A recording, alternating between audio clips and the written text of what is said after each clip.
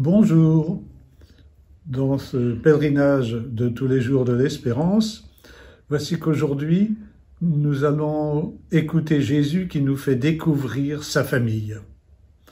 Nous connaissons bien le passage de l'Évangile, Jésus qui commence à avoir une petite réputation, sa famille, les siens viennent pour le trouver, et au moment où ils arrivent, Jésus leur fait place, mais sans davantage.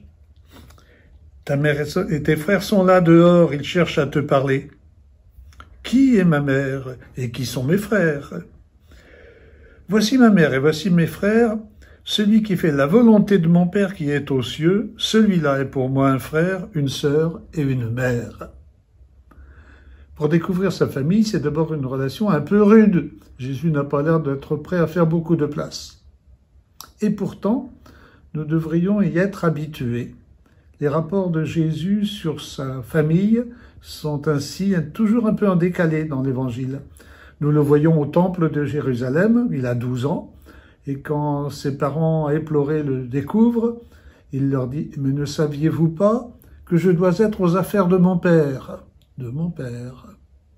Et puis, un autre jour, c'était à Cana pour un mariage. Voici qu'il va manquer de vin et que Marie s'approche de Jésus. Et elle s'entend répondre « Femme, mon heure n'est pas encore venue. » Nous découvrons ainsi dans l'Évangile que les rapports de Jésus et de sa mère sont des rapports qui ne sont pas sans ressemblance avec ceux que vous connaissez dans vos familles, entre parents et adolescents qui grandissent. Il y a des ajustements nécessaires et les ajustements ne sont pas faits à l'avance, y compris quand il s'agit de Jésus, puisque Jésus est l'un d'entre nous, un enfant incarné. Il a connu ce chemin-là, et Marie aussi. Ce tiraillement que tout le monde éprouve, souvent les parents vous l'éprouvez avec un peu de difficulté. Soyez tranquilles, soyez en paix. Marie est avec vous, elle le vit aussi. Ceci dit, l'Évangile va plus loin que cela. Ne savez-vous pas que je dois être aux affaires de mon Père, mon Père? C'est que Jésus est l'enfant de cette dame Marie, mais son Père, c'est le Père de Jésus, mais le Père bien plus large, c'est le Père du ciel, c'est le Père de toute l'humanité. Et les enfants du Père sont innombrables. Et alors, nous découvrons ainsi que les enfants du Père, eh bien, ce sont les enfants de la famille de Jésus, mais que c'est aussi ceux qui écoutent la parole, les disciples, mais bien plus largement, tous les mécréants, ceux qui aiment Jésus puis ceux qui le refusent, les criminels, tout le monde a sa place. Ceux qui sont rejetés par nous, ils sont les enfants du Père. Et donc, quand Jésus parle de sa famille, il nous dit que sa famille, nous y sommes associés, nous avons à la faire grandir, nous avons à la développer et qu'elle est étendue aux dimensions du monde. Ça ne nie pas qu'il y ait des relations particulières de sang, de proximité, mais ça nous ouvre une autre manière de les entendre.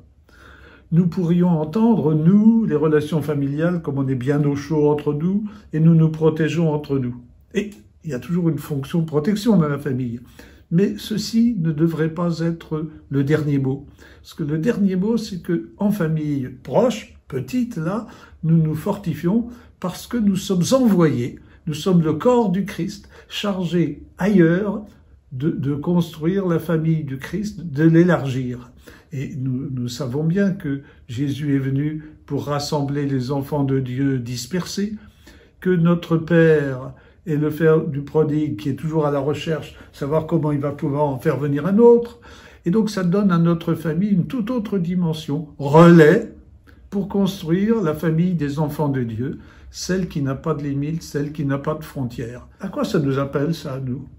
D'abord, j'ouvre les yeux, puis j'essaie de comprendre. Par exemple, je connais une famille, j'en connais plusieurs, qui pendant les vacances font venir un enfant du Secours catholique pour qu'il y ait des vacances solidaires. La place dans la famille chaleureuse, petite, elle s'ouvre. Je connais des familles d'accueil, c'est-à-dire où des parents, je pense à une famille à Villemandeur, là, on construit une grande maison et puis il y a plusieurs enfants qui viennent vivre leur enfance, qui n'avaient pas de famille. Je pense à Welcome. Welcome, c'est une association d'accueil pour des enfants ou jeunes adultes immigrés sans papier au besoin, qui passent un temps dans une famille, un temps dans une autre famille. La famille va vivre un temps, un mois, avec un jeune qu'elles ne connaissent pas, qui n'est pas du même sang. Voilà comment ce texte peut retentir en nous aujourd'hui. Et il y a plein de dimensions, et donc ça nous conduit, nous, à nous regarder comment nous essayons de vivre cela. Et je terminerai par une famille qui m'a ouvert les yeux comme cela ces jours derniers. Un prêtre est décédé. Et je vois ses neveux et nièces pour préparer la célébration des obsèques, et je sens bien en parlant avec eux que, oui, il aimait la famille, mais on ne le voyait pas beaucoup quand même. Hein. Et je me disais, oui, ils sont un peu frustrés. Et puis, en préparant la liturgie, eux ont choisi ce texte-là. Et puis, ils ont fait une intention de prière. Et l'intention de prière, c'était « Seigneur, fais que ton Église continue d'envoyer des prêtres auprès de personnes ou de groupes qui ne sont pas exactement dans les clous. La famille de Dieu, la famille humaine, la famille de Dieu élargie. Bonne route à nous pour essayer de nous ajuster comme il convient et d'ouvrir notre cœur.